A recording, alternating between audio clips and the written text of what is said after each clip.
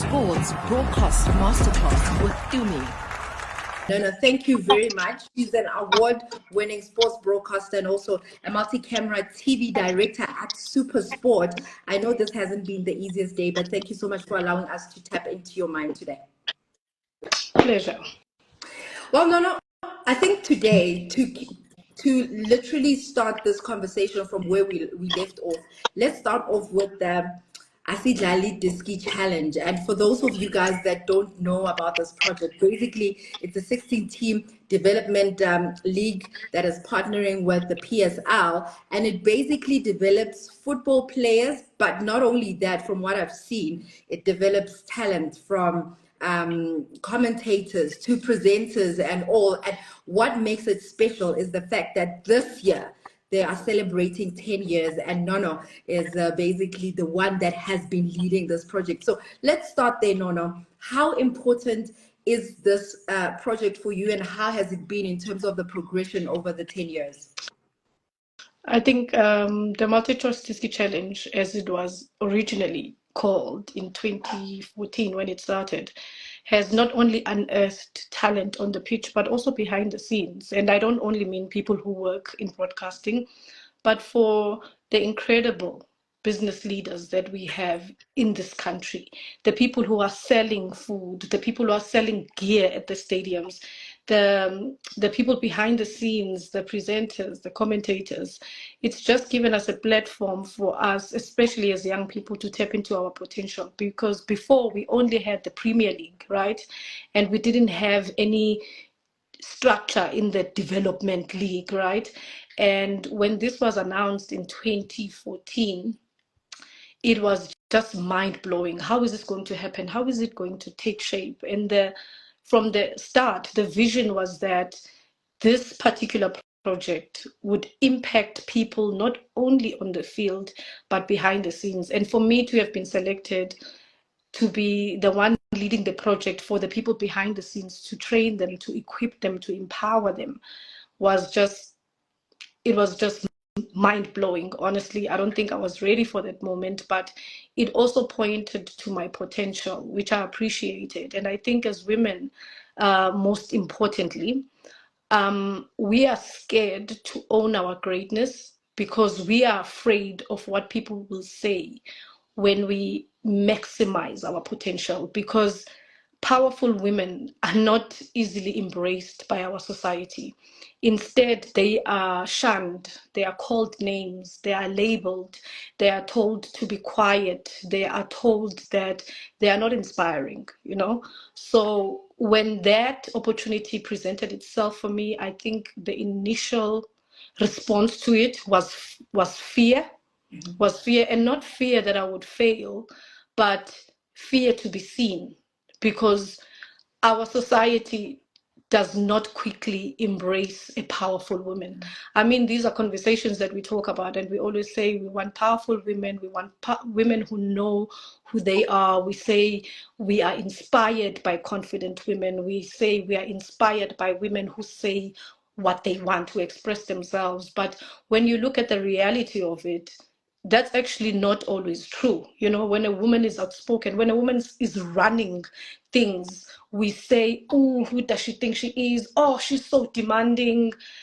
We say things like that, but when it's men, we call them assertive, we call them driven, we applaud their confidence, right? When they walk into a room, everybody's quiet, and we call that respect. And when that same thing happens to women, we attach it to all sorts of negative things. So when this project initially started for me, I was just for my leadership. And I think in the 10 years, I have gone through the ups and the downs of it, because I had to really go on a journey of saying, I want to take this opportunity that I've been entrusted with and the lives that I've been entrusted with. And I really want to not only maximize my potential, but see potential in other people and empower them and reveal to other people who they could possibly be as well. And that required certain truths from me that people sometimes didn't expect, you know. I'm a very honest person. You see, if I think that you are resting beneath your potential, I'm going to tell you. And if that's going to make me a villain in your eyes, I'm okay to accept that. But what I'm not okay with is shortchanging the value that I can bring into your world just because I want to be liked by you. I am not moved by being liked. I liked myself. I like myself plenty, and that's enough for me. My parents like me plenty. It's enough for it to overflow. I don't function based on the likes of people. It's nice to be liked. It's appreciated, but I don't live off it because I'm not here for the approval. I'm here to make an impact. And I remember having these very same conversations with even the likes of Lindy, because I started with Lindy Dube as a presenter, and many other people in different facets, you know, the commentators, camera people, because they'd be like, oh, sis, no, but this and this. And they would try to make excuses for not giving the 100%. And I would say to them, like, listen, you can decide that you're going to be average. You get this amazing opportunity. I mean, I'm a girl from nothing, and I mean that. Like, my parents can't even believe that I do what I do now. But there's no way, with given those resources, that I'm going to get here and play small. You know, I'm not going to do that because I owe the people who have brought me this far so much. So I'm very intentional in the way that I live my life, in the way that I lead projects, in the relationships that I'm in. I'm so intentional about adding value. I'm so intentional in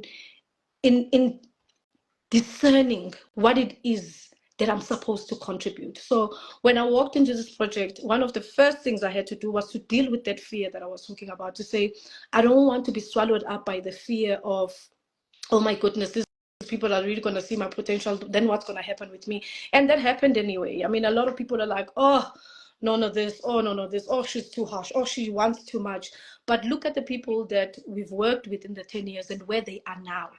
And I'm telling you now, 10 out of 10, I'm sure one of them is going to be on this live. Someone that I've worked with who's going to say, no, I've worked with you, and this is what has been produced in my life as a result of working with you. They are better off.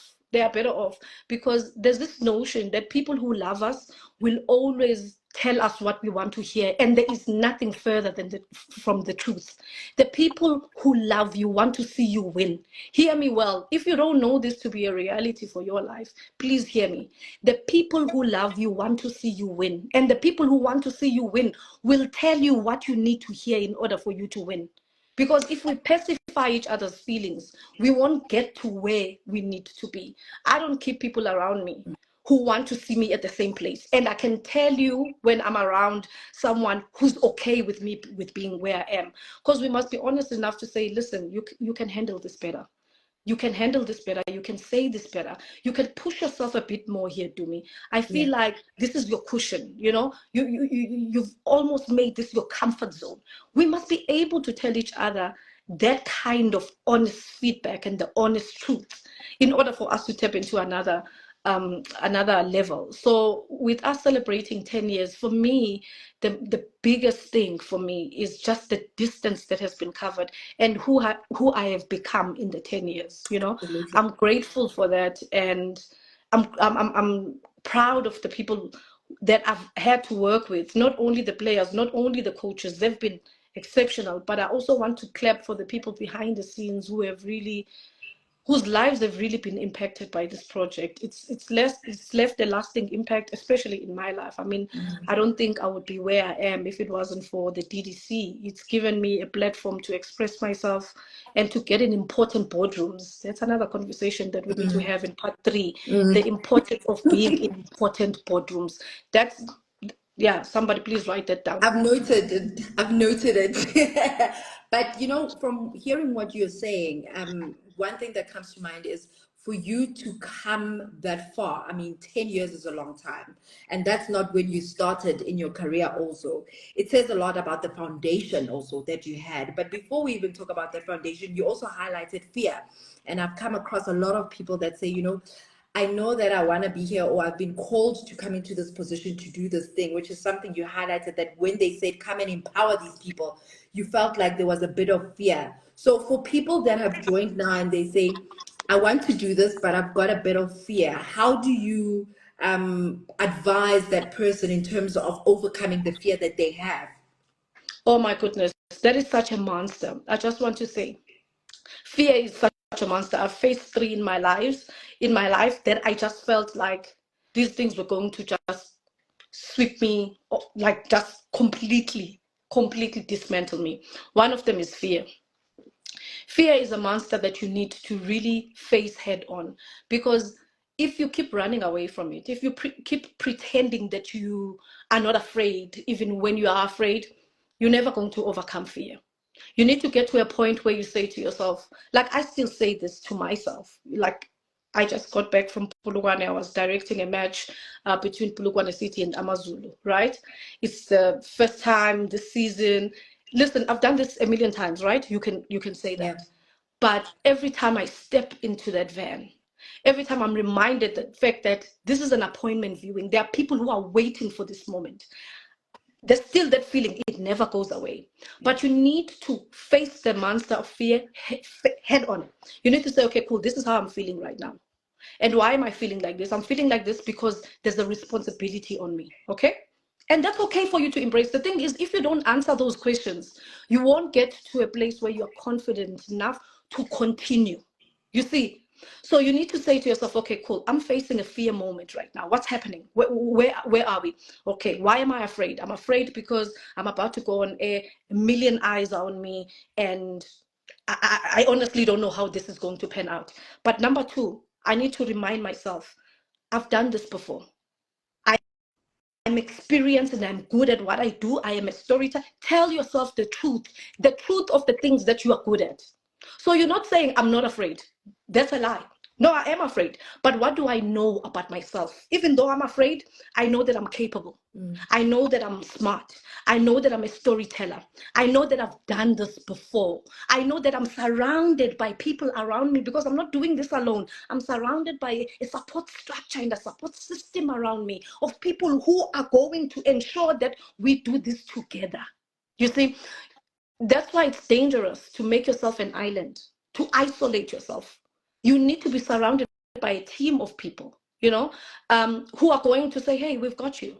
Even when it's difficult, we've got you. We'll bounce off ideas with each other. So I feel that the monster of fear can only ever be overcome if we face it head on and not be in this little bubble of I'm not afraid, I've got this.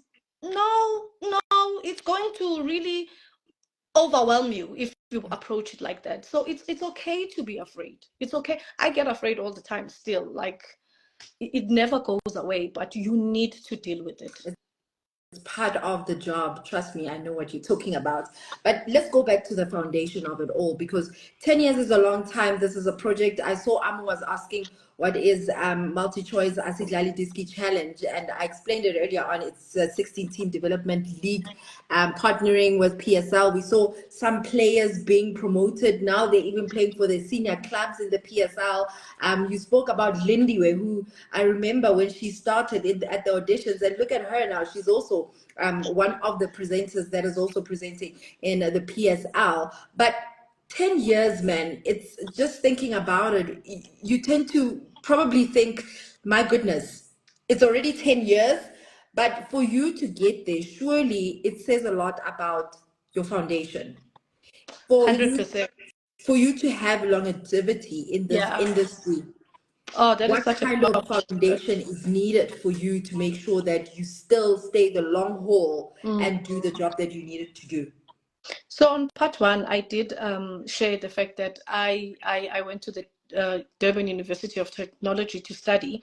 And for me, that was already a big motivating factor, because I had to convince my parents that this is really something that I wanted to do. Because remember, they'd never heard of something like this. These kind of careers were not really popular at the time, right? So that was already my motivating factor, the fact that I cannot fail. It's something that I convinced my parents that I want to do, right? I told my parents, look, this is my purpose, this is my destiny. So now how dare I go and fail, right? So I was already highly motivated by the fact anyway, because I love proving people wrong, right? So from the onset, I was just going in saying, I'm not gonna fail at this thing, I'm gonna ace it. And then after I left varsity, I then became an intern, and that didn't go so well in the fact that I had these expectations, right? As we all do, that when you leave varsity, everyone is just going to see your potential. They're just going to spot you on the side of the road and they're going to be like, that is the girl that we want to work with. She's just a shining star, right? There won't be any difficulties, right? Completely delusional. So the internship in itself was very challenging for me and deeply humbling because I came to Johannesburg, I was sleeping on the floor. This is my first experience. I'm like, what is happening? Like I was getting lost at the taxi ranks. Like a lot was just happening in my life at the time. And the internship itself was very challenging because we were working on various productions. One day you're working on rugby, the next day you're working on cricket, the following day you're working on football, and you are running around with the mic. So you're basically helping whoever in the production that needs help. You have no designated job because you're an intern. You know, if someone felt like, today I just want you to run around and get me coffee, that's what you do, you know. So I think at the time my ego was deeply wounded, you know, because I was like, I'm a star performer. You know what I mean? Like, I'm coming from varsity, you know, I'm a straight A student. Like, what are you talking about making coffee? Do you know who I am? Honey, I did not know who I was. I needed to earn the respect. I needed to prove myself. And that's how this industry is, unfortunately. It doesn't matter how good you were at school, how awesome your music montage was or your movie, because we shot movies at school as well, right? But this is the reality of it, that when you enter the industry, you need to build from the ground up. So when you talk about foundation, that is exactly what is required from you as a person. You need to build the respect. You need to go to the edit suite and spend countless hours just sitting with the editor, understanding how they edit, understanding how the voiceover operator, how they script, what words they use, why they use those words, what the synonyms of certain words are. You need to be spending all those hours. Maybe you are the person who's just checking that sentences make sense, grammar, spelling, punctuation. Look, all of that, it feels like, ugh, what am I doing here? But you don't understand how those things shape you as a person, and they expose you to different career fields. Because when I started working, I was 20. That was 2007, right? And I was doing all these things that I was really not interested in until my dad, who's my role model in life, is basically my hero, said to me, you need to change your attitude about what you're doing while you're waiting for what you love to do. And I was Please like, repeat that. this is not Repeat it. fair. Please repeat it. You need to change your attitude about what you are currently doing while you are waiting for what you like to do. And then I was like, wow. So I changed my attitude and I said, I'm not interested in audio. But today, the audio department has requested me to assist. At the very least, I can offer them a good attitude. I think that's a good deal, right? And I learned a few things about audio. And then the following day, you know what? They want me to go buy newspapers for the show that we're doing on Monday. Let's go buy newspapers. Let's see what they actually do with these newspapers. What then happened from 2007 to 2014 that we're not talking about, right? Because those are the years where you're putting in the effort that nobody sees, right? Nobody's clapping for you at the time. Nobody knows you at the time. No one is interested in you. No one sees your light. You don't even see your own potential. But those are the years when you are paying the school fees. Those are the most important years of your life. And if your attitude is correct in those years, they will set you up for a beautiful career. Because those are the years that mold your character. That's when you are learning and you are not being watched. You can afford to make mistakes and not have the spotlight on you because you're just learning, you know. So some of us, I feel like, in this day and age, we are scared to put in those years because we want everything now. No, you need those years. You don't always have to be the star on the show. Okay, my kids are here because they want to hear my It's story, right? okay. Hey, baby. So those years from 2007 to 2014 helped me so much because they built the leader in me. They built the leader in me. They allowed me to work unseen, to learn from other people, right? And then when the moment was right, I didn't even know that the moment was right. I didn't even know that there were people in senior management who were seeing my potential. Then they were saying, you are the person who's going to run this project. I'm just sharing that in case there's someone here who feels like, I've been doing this for a couple of years, for a couple of months, no one really sees me, no one thinks I'm doing anything important or special, you don't understand how important where you are is. And nothing you do is wasted. That very same experience, I promise you, will work wonders for you in the long run. So don't despise the small beginnings, the day of small beginnings, right? Absolutely. Do not despise the day of small beginnings. And I'm trying to find a comment here. Someone saying that you're very inspirational. I think it's Cleo, if I'm not wrong. Yeah, saying Nono is such a powerhouse. You're an inspiration. Thank you for leading by example and showing us that it is possible. Ne? And I think for me, whenever I think of Nono, those are the words that come to mind, a powerhouse. And I would say that is, hello, baby. And I would say that is something that you were intentional about, because the brand Nono, we know that this is a powerhouse, someone that is very inspirational, someone that will build wherever she is, regardless of the space that she's in. And that speaks to brand building. For someone that says, listen, I'm still young, I'm still trying to build my brand, how do you make sure that you use the right bricks to build the right personal brand and maintain it through the years that you're in the industry? Okay, I'm going to share something about that I would say to my kids, right? I'm saying this to you. I discovered this thing that you're talking about late in life to me, about being intentional about building your brand. But I take a lot from my parents. So this is what I want to share. Never compromise who you are. That's the single most important thing above all. Never, ever compromise who you are. When I started in the industry, for example, this is a real life story. Someone said to me, "Oh, you don't party, you don't drink, you don't you don't live that kind of life. We give you 6 months. In 6 months, your life will be completely different." And they might have said that to me jokingly, right? But that landed with me, because they were telling me of people they had worked with whose lives after they joined this industry changed. That landed because I was like, that was an aha moment. No, who are you going to be? Are you going to allow yourself to be a person who's changed by this industry? Do not ever compromise who you are.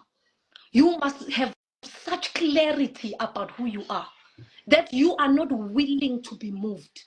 Even if people are saying to you, "Oh, to me, you're never going to make it. Girls don't make it here." I have heard that a million times. But I consistently said to myself, this is who I am. I'm going to stay true to who Nono is. I'm not going to compromise that for anything. You may not like it. It may be a discomfort for you to have to deal with me because I choose to be who I am, but I'm not going to compromise who I am. So that's very important. And people are not as bold nowadays to be themselves because people like to be liked. I do not bow at the throne of being liked. You can miss me with that mess. I do not have a problem. I do not exist to be liked by people. I exist to fulfill my potential and to honor my creator. So that there, I think has preserved me, has allowed me to have staying power and longevity, because when people deal with me, they know who they're dealing with and they know exactly what they're getting. They know that with Nono, I have to show up a certain way. I may not like her, but I have to show up as a professional. I have to be well prepared. She will be clear about her expectations of me. She will say thank you.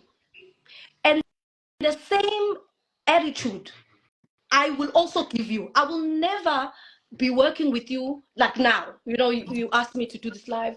I'm not feeling well. Like, I've had the worst day. Like, even my voice is not 100%. But the nature of the person that I am, I agreed to do this with you. Did I not? I will show up to me. That's who I am. That's who I'm not going to compromise that based on the fact that I'm not feeling well. I can make excuses. I have kids here with me, but I'm still here. I'm showing up. That is the character of the person that I am. You will always be met with integrity when you are dealing with me. So that's the first and single most important thing. You must know who you are. And you must not move. You must not move based on who other people want you to be. So if you're not clear about who you are already on very dangerous territory. So I believe very much in this thing of being clear on who you are, because that will help you make a lot of decisions. That will help you to also choose friends.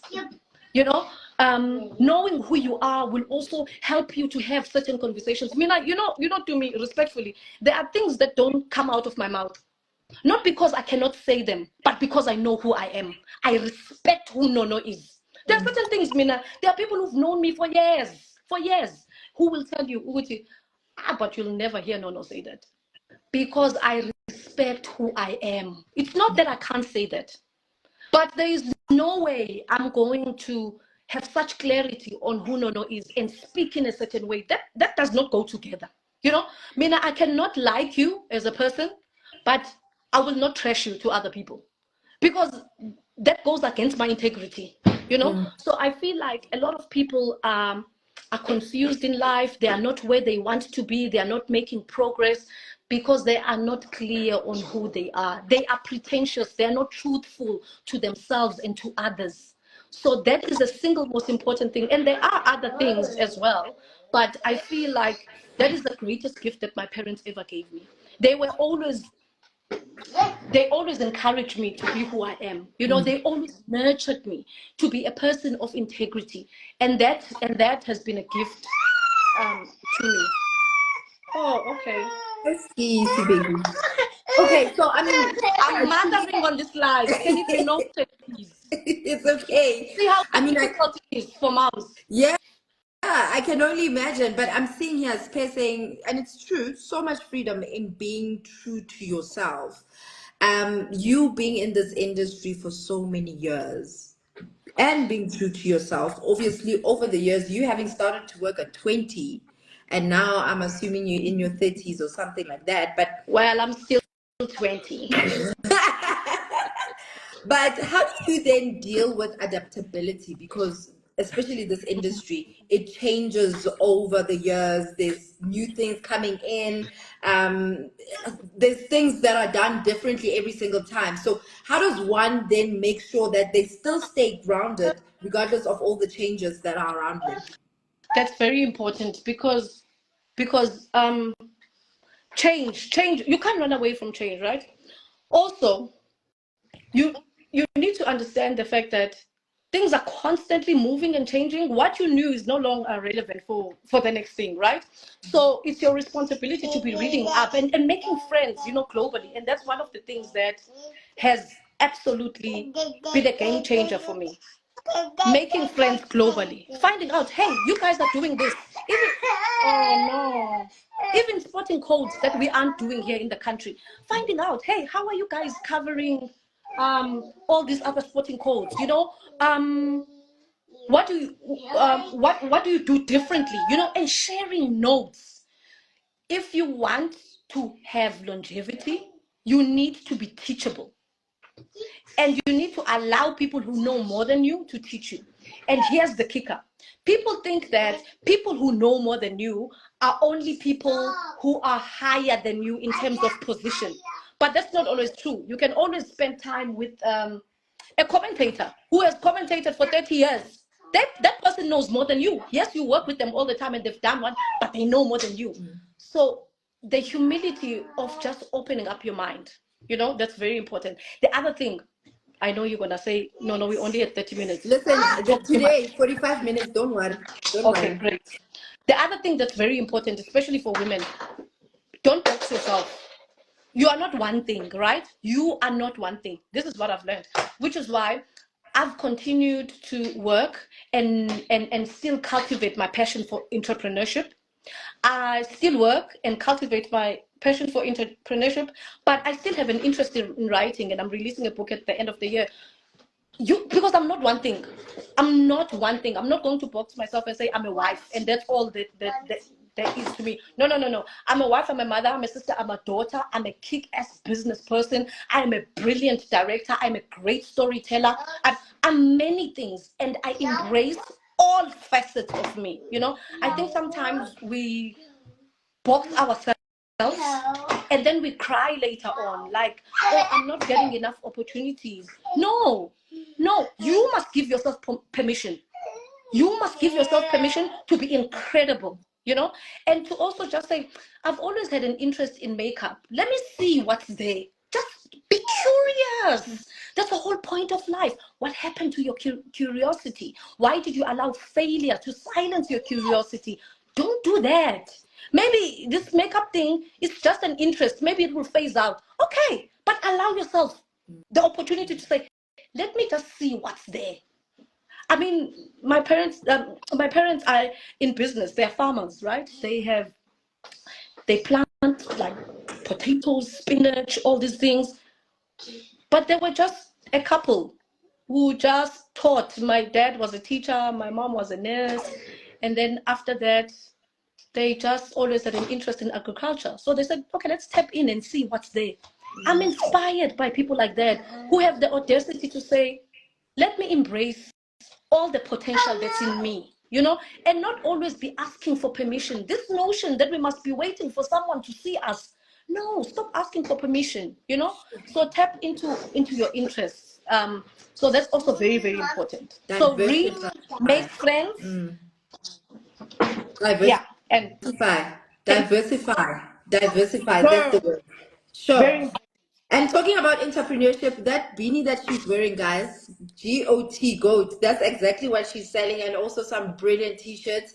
Greatest of all times. Just go to her page and you'll actually see it. Okay, before I let you go, in terms of this journey, you're not always motivated. A lot of people get to be discouraged because one, things are not coming at the time that I wanted to come. Two, someone said something that perhaps just discouraged my spirit. How have you made sure that you stay motivated, regardless of the discouragement along the way? Ah, I wanted to show you something, but I can't because I have my stand right, so I can't open. But in here, in this drawer here, sorry that I can't open it, I have a laminated list of things or goals that I want to achieve in life. That's what keeps me going because I always come back to this list and it's always here in the study. This is where I come to pray. This is where I come to be alone. This is like, you know, this is my private space, my private area. This is so important to keep this list in front of me because even on days when I feel like quitting, and I have thought about quitting so many times, I have drafted lists of how I'm going to quit and what I'm going to do after I've quit and all those. So you're not always feeling encouraged and inspired. Not at all. I have days like, oh, I'm not making a difference in anybody's life. I don't even know where this is going. I don't even know what the future holds. I don't even think this is worth it anymore. I have days like that. But this list of things that I've written here, some of which I've achieved, by the way, it reminds me why it matters that I'm in this space. Because my goals are not only about me. It's not about Nono must buy a car, Nono must buy a house. There are things in this list that are about other people. That I said to God, God, if you ever give me an opportunity, I will do this for you. So these things are important for me to see because they are in my own handwriting. They are not typed out. And I did that intentionally because sometimes when things are typed out, it's easy for me to detach from them because it's like, yeah, they are my words, but these are handwritten by me. You know, so it's like words that I'm speaking over my own life. So those are the kind of things that hold me accountable, you know, to say there's a reason why God placed me here and I can be discouraged as I want, but the agreement that I had with God, what am I going to do with that? You know? So I think it's very important for us to basically set things like that for ourselves because, it is so easy to quit. It is so easy to find a million reasons why this thing is no longer working, right? Yeah. But we can't be wishy-washy people like that because our dreams deserve people of authentic character, real character. And also we need to consider, if you're a parent, the people who will come after us because they watch what we do, not what we say. So if you're a person who says you're going to achieve one thing and you quit halfway, they are watching, you know, and you can't lie to yourself. There's a certain disappointment that you have to live with after that, right? Yeah. No. I wish we could go on for You hours, but in terms you of, said 20:45. We still have I time. know I've never said goodbye. Relax. I don't want you guys to go because you're babysitting with me. But listen, every single thing that you're saying, I think it's a life lesson. You know, life skills that people need to have. It's not only just for the sports industry, but in terms of having those skills, is everything all right that side? It's Yes. making sure that you are equipped. I'm seeing a message here from housing. Appreciate how Nono is just pouring out in this live. I really, really do appreciate it. And I also appreciate it because I know that a lot of people are learning from this one. But I want us to talk about them. You spoke about diversifying yourself Yeah. and not just limiting yourself to this one thing.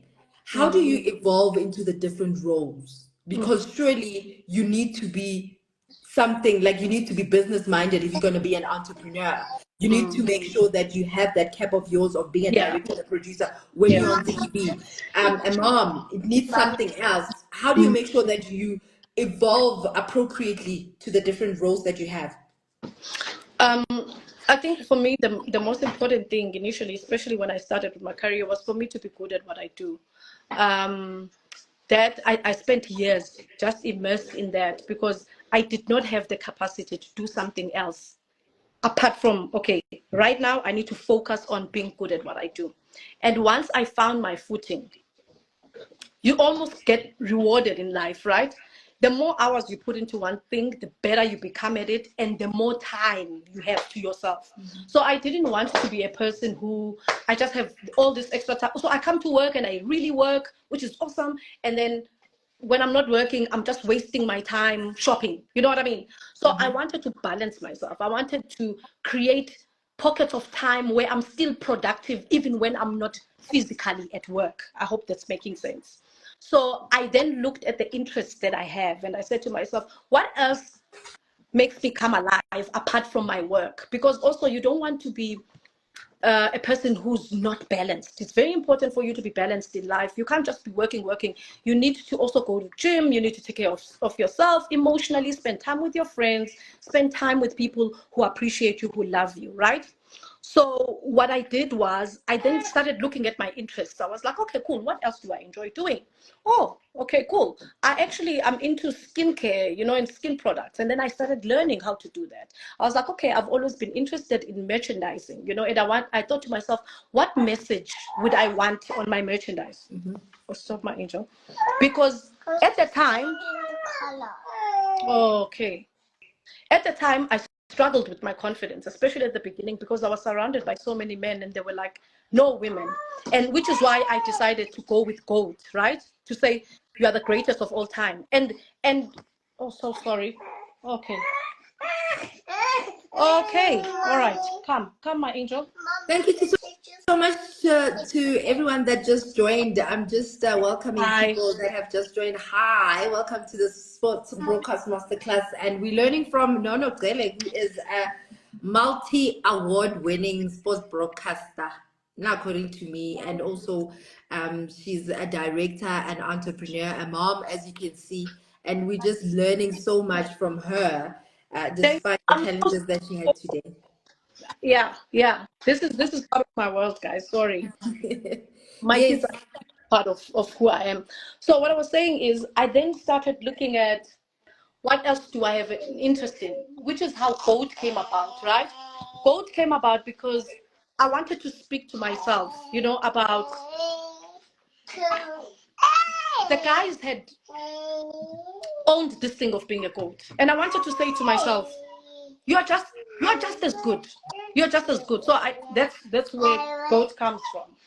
And your question was around the whole Different roles. diversity, right? You Yeah. have to diversify because even if things at work, were not great, what would you do? You can't, especially in this economy that we're living in, you can't just be as focused only on one thing. You owe yourself to do so many things, to take interest in your other giftings, because we all have giftings. You know what I mean? Yeah, we need to tap into our potential. Don't waste it. Don't Because also when you waste your potential, you end up being jealous or put yourself in a position where you are secretly competing with people who are doing amazing things with their lives. You know what I mean? And that's such a waste of energy, you know, instead of like scrolling through Instagram and be like, oh, she thinks she's all that. Oh, why is she doing that? Oh, that's not even pretty. But what if you were baking or doing something else with your time and tapping into all the potential that you've been given and entrusted with? So let's be good at using the resources that we've been given. Lastly, what kind of legacy would you like to leave behind? Okay, what kind of legacy would I like to leave behind? That is not fair because that is my favorite question. Okay, and that's gonna take me 10 minutes. Like, bro, legacy is at the core of my being. Okay, I'm a very intentional, right? You know, mommy loves legacy, right? Like that day, we need a part 4 just for legacy. But for now, to summarize it, I would love for my legacy to be completely who you were created to be. You know, like I'll make a quick example. My kids, they pick their own clothes every day. I've empowered them to be decision makers because that's who I want them to be in this life. I want them to be people who make decisions. You see, now, even this whole time, not once did I say, no, don't do that. I allow my kids to do what they want to do. Only if something is dangerous, obviously, or will hurt them, I will then say no.